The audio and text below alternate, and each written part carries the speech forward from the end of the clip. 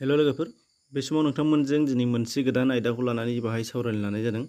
दा बाहाय नोंथांमोनहा नुनो मोननाय जागोन जे जोंनि बिटिसिआव थानाय सोलोंथाइ बिथिंनि माखासे जेंनाफोर आरो दासान्दि मा हालोदाव दङ बेखौ नोंथांमोनजों लोगोसे शेयार खालामनो नागिरदों।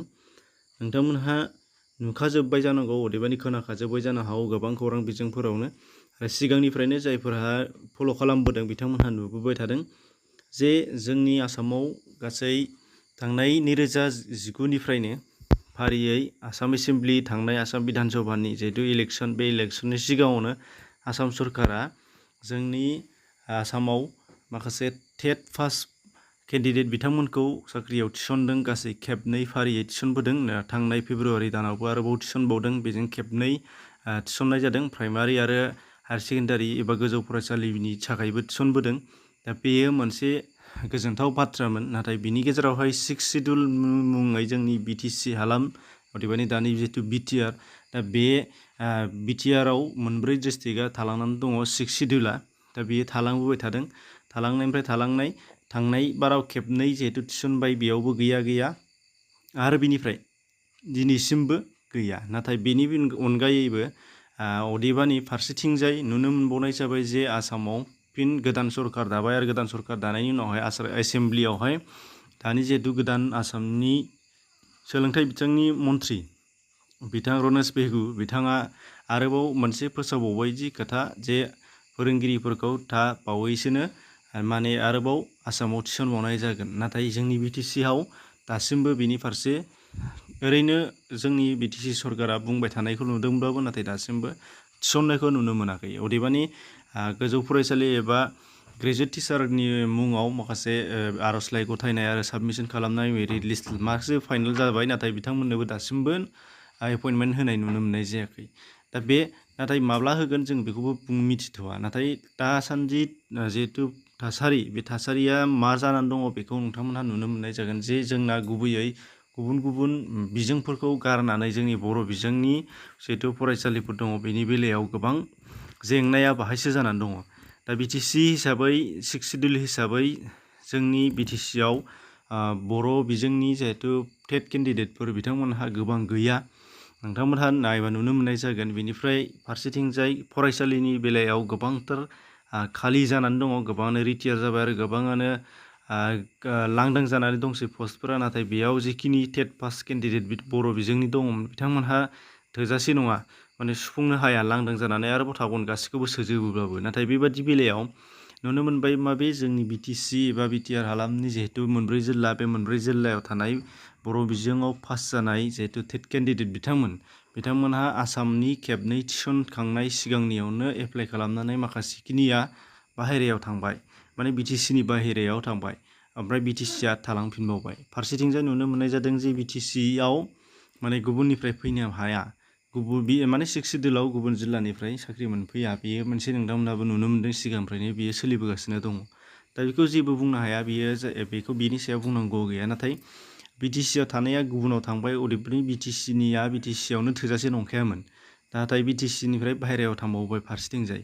दा बे बेलायाव जोंहा बिटिसिनिया थालांगासिनो दङ। नाथाय बेखौ बुंनो नङाखै जे गुबुननिया लांदां जाना थानांगौ, बिटिसिनाल' सुफुंजानांगौ, बे नङा। नाथाय गुबुननिया गुबुनाव आरोबाव जाबावखागोन। दा माबादि सोलिना दङ बेखौसो नोंथांमोनजों लोगोसे बाहायसो फोरमायदों। दा बेखायनो जोङो खावलायनो नागिरनाया बेसो जे बिटिसिआव जुदि सोलोंथाइ बिथिंनि बेफोर गासै जेंनाखौ सुस्रांनांगौब्ला बिटिसिआ एबाराव आसाम सरकारा जिहेतु गोदानै आरोबाव सोलोंथाइ बिथिङाव थिसनबावनो नागिरदों। दा बे थिसननायनि सिगांनो बिटिसिआव थिसननायनि राहा लानांगौ। अब्लासो बेखौ जोङो जाखिनि दङ बेयो थागोन बिटिसिआवनो, नङाबा आरोबाव आसामाव मोनब्रै जिल्लानि बाहेरायाव माखासेया गोबाङानो थांबावगोन आरो बिनिफ्राय थांबावोबा आरोबाव बिटिसिना आरो थालांनाय खम जानाय जालांबाय थागोन।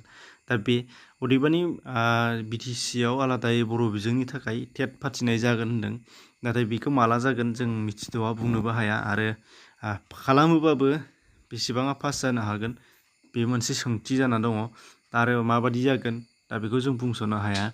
नाथाय जाखिनि दङ दासिमबो बेखौ थिसनोबाबो खावसेनि बारा एबा नांगौखिनि नंजोबा, गासैखौबो हाजोबाबाबो माखासे बिबांनिया सुफुंजागोन आरो। नाथाय बे बेलायाव जुदि बिटिसिआव होआलाबा आसामनि बेलायावसो बिटिसिनि बाहेरायावसो जुदि होबावोबा आरोबाव बेयाव माखासे मानि लांदां जाना थाबावगोन आरोखि, माखासे मानि थांबावगोन।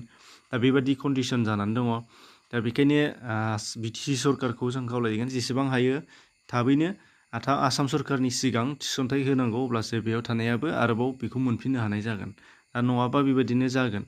फारसेथिंजाय नुनो मोनबावनायसो जादों जे जोंनि बिटिसियावहाय दिनैहाय नोंथांमोनहाबो नुदों खौरां बिजोङाव स्क्रिनशट नोंथांमोननो होनाय जागोन जे क'क्राझाराव जिहेतु गोजौ फरायसालिनि टेट उथ्रिसार जानाय बिजाथिफोर, दा बेफोर बिथांमोननो माखासे मा होनो मोनसे प्रब्लेम क्रियेट जादों बिथांमोनहा। बेखौ नोंथांमोनहाबो नुबाय जानो हागौ। नोंथांमोनहा लिंक दं डिसक्रिपसनाव थांनानैबो नायनो खोनासंनो हागोन जे टेट उथ्रिसार जानाय बिथांमोननो गेजेरावहाय जायफोरहा ग्रेस लानाय बिथांमोननो साख्रि होनाय जानाय नंथ'आ, नाथाय नन ग्रेस बिथांमोननि थाखाय होनाय जागोन। दा बेयाव आरोबाव मोनसे गेदेरथार सोंथि जानानै दङ, बिथांमोनहाबो दाबि खालामदों। दा बेयावबो नुनो मोननाय जागोन जेसेबांखिनि पास जानाय दङ बिथांमोनखौ सोजोबोबाबो थोजासे नंखाया, माने थोजासेनि गैखाया। आरो बेयाव आरो नन ग्रेस डिभिजन खालामबावोबा बाहाय आरोबाव थालांबावगोन, माखासे सालिनाय जाबावगोन। दा बेखौ बिथांमोनहाबो बुंखादों, जिहेतु नोंथांमोनहाबो नुगासिनो दङ। दा बेबायदि कन्डिसनाव अदेबानि जोङो सिगांनि खेबनै थिसननायाव नुदोंमोन जे आसामनि बेलायाव बिथांमोनहा खुनु ग्रेसनि खोथा नायाखै आरो खुनु बेबायदि नन ग्रेसनि खोथा नायाखै। बिथांमोनहा मोननैखौबो समानै नायदों, जिहेतु टेट क्वालिफाइड जाबाय आरो सार्टिफिकेटबो होबाय। दा बेयाव ग्रेसनि खोथाया सिगाङावसो फैनांगौमोन, टेट सार्टिफिकेट होग्राफोरनि सायावसो। दा बे मोनसे गेदेर सोंथि जानानै दङ। दा बेखायनो बिथांमोनहाबो सोमावसारदों, बेखायनो फारागथि लायालासे थिसननांगौ होननानै बिथांमोनहाबो बुंदों। सोमावसारग्राफ्रा नोंथांमोनहाबो नुखाबाय जानांगौ। दा बेबायदि कन्डिसनाव जानानै दङ आरो जोंनि बिटिसि हालामाव सोलोंथाइ बिथिङाव। नाथाय जेसेबांनाखि बेबायदिनो लिरला लिरथा थालांबाय थानांगोन, माने होगोनैनो थालांगोन एबा गोबाव नेयैनो थालांगोन, एसेबांनो आरोबाव फावसायलांबाय थागोन। दिनै 2019, बेनिफ्राय दिनै फैयै 2021। दा बेसेबां गोजान फाराग जाबोखो नोंथांमोनहाबो नुखाबाय जानो हागौ। दा बेबायदि जेंना जानानै दङ, नोंथांमोनहाबो नागिरबा नुनो मोननाय जागोन। आरो बे जेंनाखौ माला सुस्रांनो हागोन आरो माबोरै सुस्रांगोन बेखौ उनावसो जों नुनो मोनबाय थासिगोन। एसेनोसै, गोजोन्थों।